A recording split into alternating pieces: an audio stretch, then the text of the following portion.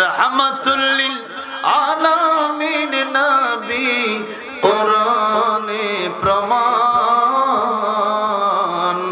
আশিক বিনে কে বুঝিবে আমার দয়ার নবীর শান।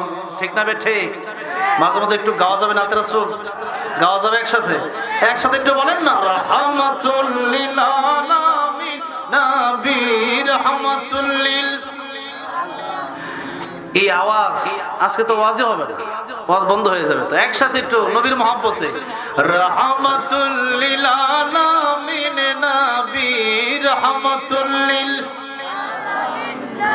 কোরআনে প্রমাণ। আশিক বিনে কে বুঝিবে আমার দয়ার নবীর শান। বলেন না, আশিক বিনে কে বুঝিবে আমার দয়ার নবীর শান। নবী আমার মদিনারে বলবো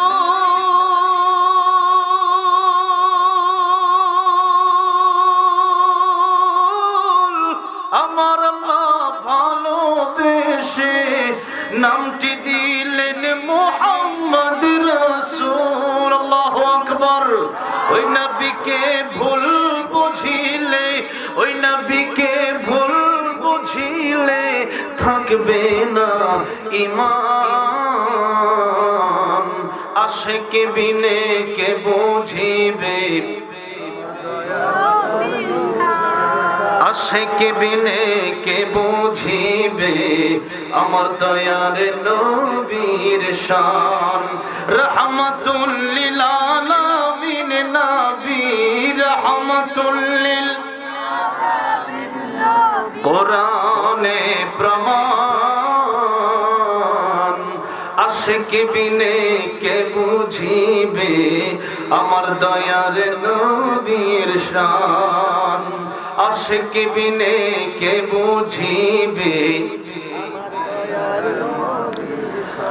আমার ভাইরা, আমার বাবাজি, লক্ষ্য করে দেখুন, আল্লাহ রাব্বুল আলামিনের পরে পৃথিবীতে সৃষ্টির শ্রেষ্ঠ যিনি, রাহমাতুল লিল আলামিন তিনি, সেই নবী বলছেন, আমি নবী ডান দিকে সালাম ফিরায়া বাম দিকে সালাম ফিরাবে, এতটুকু গ্যারান্টি আমি নবীও তোমাদের দিতে পারি না। তাহলে বলেন, আমি আপনি দিতে পারবো? ফিরোজ শাহ গান গাচ্ছিলেন, 1 মিনিটের নাই ভরসা, সঙ্গ হবে রক্তবসম, দম ফুরাইলে বন্ধুরে চক্ষু বুঝিলে। গান গাইতে গাইতে স্টেজের ভিতরে এই মাইকটা নিয়ে পড়ে গেলেন। এই তো বগুড়া গাবতলী দেব কত বছরের আগের বছর আসলাম মাহফিলে। সেখানে একজন ব্যক্তি মাহফিলে ইন্তেকাল করলো। গত বছর দাওয়াত দিল, বলল হুজুর মাহফিল হবে না, কারণ কি?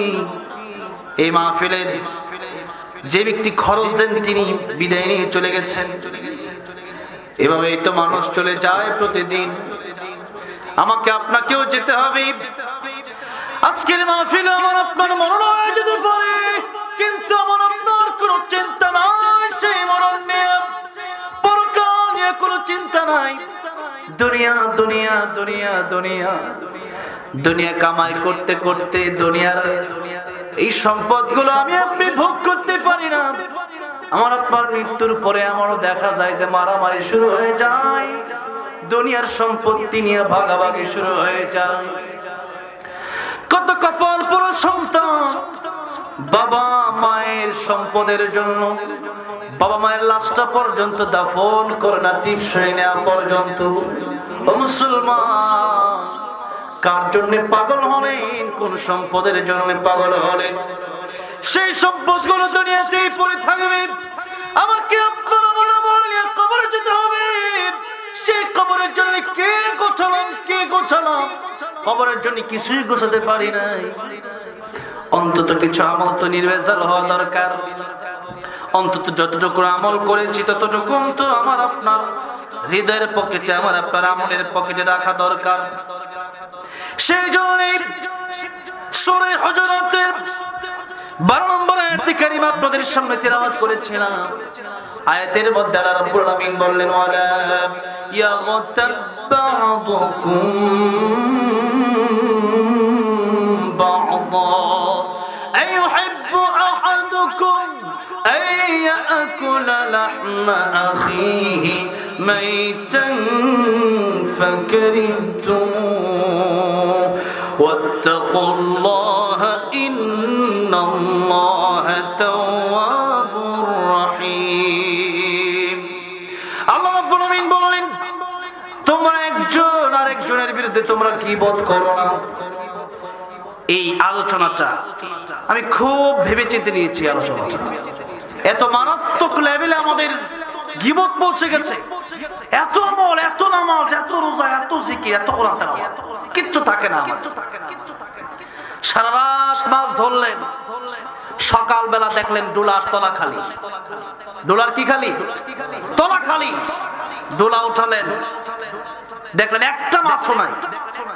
বলেন তো সারা রাত মাছ ধরার কোনো দাম আছে? যেহেতু ডোলার তলাই নাই, মাছ রাখার জায়গায় তো আপনি রাখেন নাই।